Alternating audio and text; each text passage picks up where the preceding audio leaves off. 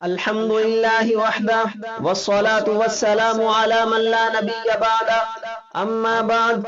قال النبي صلى الله عليه وسلم: للصائم فرحتان، فرحة حين يفطر وفرحة حين يلقى ربه، أو كما قال عليه الصلاة والسلام. میری انتہائی واجب الاحترام بھائیوں، بزرگوں اور دوستوں، رمضان کا مہینہ نیکیوں کا مہینہ ہے، عبادت کا مہینہ ہے۔ اس مہینے میں مسلمان جتنی عبادت کرنا چاہے کر سکتا ہے، جتنی نیکیاں کمانا چاہے کما سکتا ہے۔ نیکیاں کمانے میں کوئی حد متعین نہیں ہے۔ بغیر کسی حد کے، بغیر کسی تعین کے مسلمان اللہ تعالیٰ کی رحمتوں کو اپنی طرف متوجہ کر سکتا ہے۔ اس مہینے میں ہم نے اللہ تعالیٰ کے ساتھ منافع بخش تجارت کرنی ہے کہ ہم نے اللہ تعالیٰ کے سامنے تھوڑا سا عمل کرنا ہے، اللہ تعالیٰ کے سامنے تھوڑا سا اپنے عمل کو پیش کرنا ہے۔ اللہ تعالیٰ اس تھوڑے سے عمل کے بدلے میں بہت سارا اجر و ثواب عطا فرمائیں گے۔ یہ مہینہ اللہ تعالیٰ کے ساتھ منافع بخش تجارت کرنے کا مہینہ ہے۔ کامیاب تاجر وہ ہے جو سیزن آنے سے پہلے اپنی تیاری مکمل کر لے اور اپنے سیزن کے زمانے میں اپنا ایک لمحہ بھی ضائع نہ کرے، اپنا ایک منٹ بھی ضائع نہ کرے، اپنے کاروبار میں اس وقت کو خرچ کرے، وہ کامیاب تاجر ہے۔ جو تاجر اپنے سیزن کے زمانے میں اپنے وقت کو دوسرے کاموں میں خرچ کرتا ہے تو وہ کامیاب تاجر نہیں ہے۔ رمضان کا مہینہ مسلمانوں کے لیے نیکیوں کا سیزن ہے۔ اس مہینے میں ہم اللہ تعالیٰ کے احکامات پر اور رسول اللہ صلی اللہ علیہ وسلم کے مبارک طریقوں پر عمل کریں گے۔ اللہ تعالیٰ ہمیں بہت اجر و ثواب عطا فرمائیں گے۔ رسول اللہ صلی اللہ علیہ وسلم نے فرمایا: لِلصَّائِمِ فَرْحَتَانِ، کہ روزہ دار کے لیے دو خوشیاں ہیں۔ ایک خوشی ہر روزے دار کو روزانہ میسر ہوتی ہے۔ روزانہ افطار کے وقت جب دن بھر کی بھوک پیاس برداشت کر کے روزہ دار افطار کے وقت کھانے پینے کا ذائقہ چکھتا ہے، اس وقت اس کو ایک خوشی محسوس ہوتی ہے، اور یہ خوشی ہر روزے دار کو روزانہ میسر ہوگی۔ اور دوسری خوشی رسول اللہ صلی اللہ علیہ وسلم نے فرمایا: حین یلقا ربہ، جب روزے دار اپنے رب سے ملاقات کرے گا اس وقت روزے دار کو دوسری خوشی میسر ہوگی۔ تو یہ اللہ تعالیٰ کا روزے داروں پر احسان ہے۔ اللہ تعالیٰ اپنے روزے دار کو روزانہ خوش دیکھنا چاہتے ہیں، اور اللہ تعالیٰ چاہتے ہیں کہ جب روزے دار مجھ سے ملاقات کرے قیامت کے دن، اس وقت بھی وہ خوش ہو، اس وقت بھی وہ خوشی محسوس کرے۔ تو یہ اللہ تعالیٰ کا روزے داروں پر احسان ہے۔ اور دنیا کا ایک قانون ہے کہ کسی بھی چیز کے فوائد کو حاصل کرنے کے لیے، کسی بھی چیز کے نتائج کو حاصل کرنے کے لیے محنت کرنی پڑتی ہے، اس کے آداب کا لحاظ کرنا پڑتا ہے۔ تو اسی طرح جو مسلمان روزے کے فوائد کو حاصل کرنا چاہتا ہے، روزے کے انعامات کو حاصل کرنا چاہتا ہے، تو اس کو چاہیے کہ روزے کے آداب کا لحاظ رکھے۔ علماء اور مشائخ نے روزے کے 6 آداب بیان فرمائے ہیں۔ اگر ان آداب کا لحاظ رکھتے ہوئے ہم روزہ رکھیں گے تو اللہ تعالیٰ ہمیں روزے کے فوائد اور نتائج عطا فرمائیں گے۔ روزے کا پہلا ادب یہ ہے کہ مسلمان روزے دار اپنی نگاہ کی حفاظت کرے۔ اللہ تعالیٰ کا ارشاد ہے: قُل لِّلْمُؤْمِنِينَ يَغُضُّوا مِنْ أَبْصَارِهِمْ، اے نبی جی ایمان والوں سے فرما دیجئے یغضوا من ابصارہم، کہ وہ اپنی نگاہوں کو نیچے رکھیں، اپنی نگاہوں کو پست رکھیں۔ اسی طرح اللہ تعالیٰ نے فرمایا: وَقُلْ لِلْمُؤْمِنَاتِ يَغْضُضْنَ مِنْ أَبْصَارِهِنَّ، اے نبی جی آپ ایمان والی عورتوں سے بھی فرما دیجئے کہ وہ بھی اپنی نگاہوں کو نیچے رکھیں، اپنی نگاہوں کو پست رکھیں۔ تو روزے کے آداب میں سے پہلا ادب یہ ہے کہ مسلمان اپنی نگاہوں کی حفاظت کرے۔ اب کن چیزوں سے نگاہوں کی حفاظت کرنی ہے؟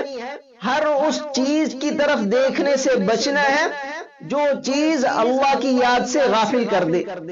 ہم نے ہر اس چیز کو نہیں دیکھنا جو چیز ہمیں اللہ کی یاد سے غافل کر دے، اللہ سے دور کر دے، تو اس چیز سے ہم نے بچنا ہے، اس کی طرف نہیں دیکھنا۔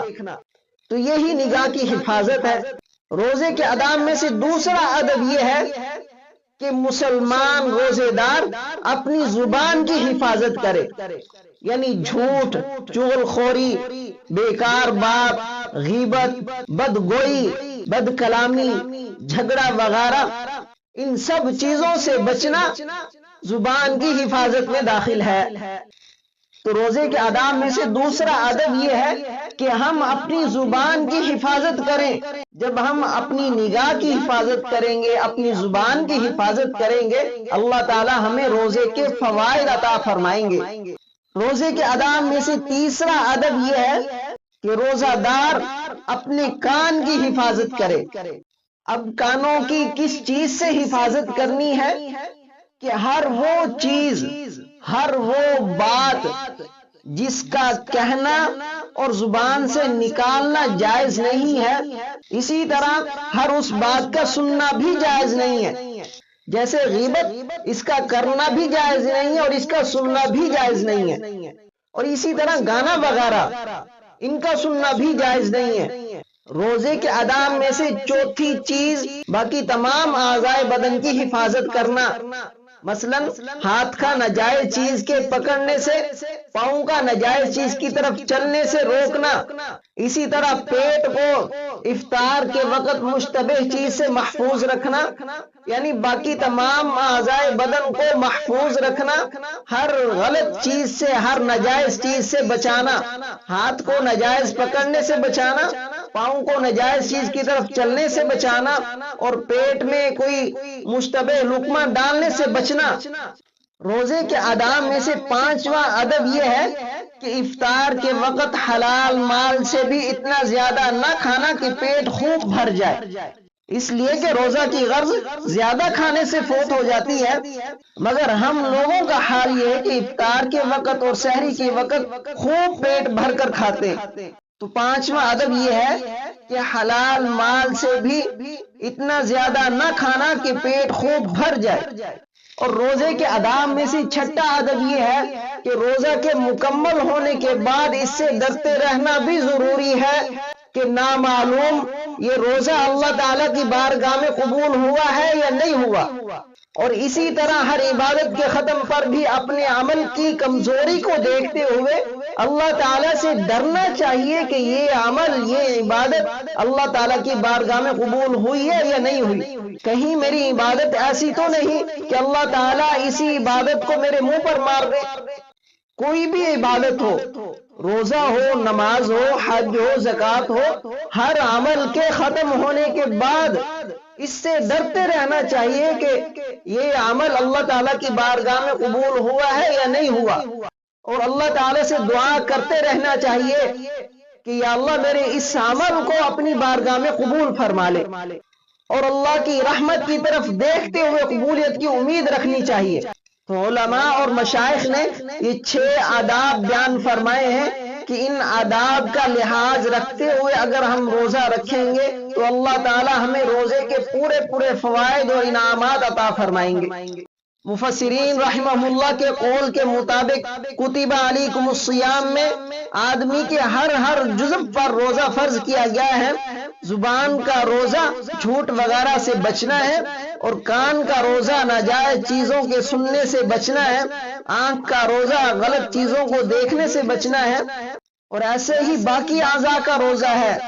نفس کا روزہ حرص اور شہوتوں سے بچنا ہے، دل کا روزہ دل کو دنیا کی محبت سے خالی رکھنا ہے۔ اگر ہم ان آداب کے ساتھ روزے رکھیں گے تو اللہ تعالی ہمارے روزوں کو برکتوں اور رحمتوں والا بنا دیں گے۔ اسی طرح ہم رمضان کے ایک لمحے کو قیمتی بنائیں۔ رمضان کے ایک لمحے کو قیمتی بنانے کے لیے ہم اپنے وقت کو منظم کریں، اپنے وقت کو ترتیب دیں کہ ہم نے کس وقت کون سا کام کرنا ہے۔ جب ہم اپنے وقت کو ترتیب دیں گے، اپنے وقت کو منظم کر لیں گے، تو ہمارے رمضان کا ایک لمحہ، ایک منٹ قیمتی بن جائے گا۔ تو ہم اپنے دن کو سحری کے وقت سے شروع کرتے ہیں کہ جب ہم سحری کے لیے اٹھیں تو جتنا وقت کھانے کے لیے درکار ہوتا ہے اس سے آدھا گھنٹہ یا کم از کم 15-20 منٹ پہلے اٹھ جائے، تاکہ ہم حسب توفیق 4، 6 یا 8 رکعات نفل تہجد کے پڑھ لیں۔ اور یہ وقت بھی چونکہ دعاؤں کی قبولیت کا ہے، اس لیے ہم اس وقت اللہ تعالیٰ سے خوب دعائیں مانگے۔ سحری کرنے کے بعد مسجد تشریف لے جائیں، نماز سے پہلے سنتیں ادا کر کے قرآن پاک کی تلاوت میں مصروف رہیں۔ نماز کی ادائیگی کے بعد اشراق تک صبح شام کی تسبیحات، مسنون دعائیں، سورہ یاسین اور ایک پارہ قرآن پاک کا کم از کم روزانہ پڑھنے کا معمول بنائیں، اور پھر اشراق کے نوافل ادا کر کے گھر جا کر حسب ضرورت آرام کیا جائے۔ 10-11 بجے جب اٹھیں اور زوال سے پہلے کا وقت ہو تو اس وقت چاشت کے 4 نوافل ادا کر لیے جائیں۔ ظہر کی نماز کے بعد اگر روزانہ کی تلاوت میں سے کچھ باقی ہو تو وہ مکمل کر لی جائے۔ اس کے بعد گھر جا کر اہل خانہ کے ساتھ کم از کم آدھا گھنٹہ فضائل رمضان کی تعلیم اور کچھ مسنون دعائیں اور رسول اللہ صلی اللہ علیہ وسلم کی سنتوں کا سیکھنا سکھانا کیا جائے۔ اور عصر کی نماز کے بعد کا وقت ذکر و اذکار اور شام کی مسنون دعاؤں میں گزاریں۔ پھر مغرب سے 15 منٹ پہلے دسترخوان پر بیٹھ کر ہاتھ اٹھا کر اپنے لیے، اپنے گھر والوں کے لیے اور پوری امت مسلمہ کے لیے خوب دعائیں کی جائیں۔ افطاری کر کے جلد نماز کے لیے مسجد کی طرف روانہ ہو جائے تاکہ تکبیر اولیٰ کے ساتھ نماز ادا کی جا سکے۔ نماز کے بعد ہمت کر کے اوابین کے 6 نوافل چاہے مختصر ہی ہو ادا کر لیے جائیں۔ عشاء کی نماز اور تراویح کے لیے محلے کی ایسی مسجد کا انتخاب کرنا چاہیے جہاں تراویح میں پورا قرآن پاک تجوید کے ساتھ سنایا جاتا ہو، تاکہ رمضان المبارک کی اس خاص عبادت کا صحیح لطف اور حقیقی نفع حاصل ہو۔ تراویح کے بعد گھر آ کر مسنون دعائیں اور اعمال پورے کرتے ہوئے جلد سونے کی ترتیب بنائی جائے تاکہ صبح سحری میں جلد اٹھنا آسان ہو سکے۔ تو یہ رمضان کو قیمتی بنانے کی ایک ترتیب ہے۔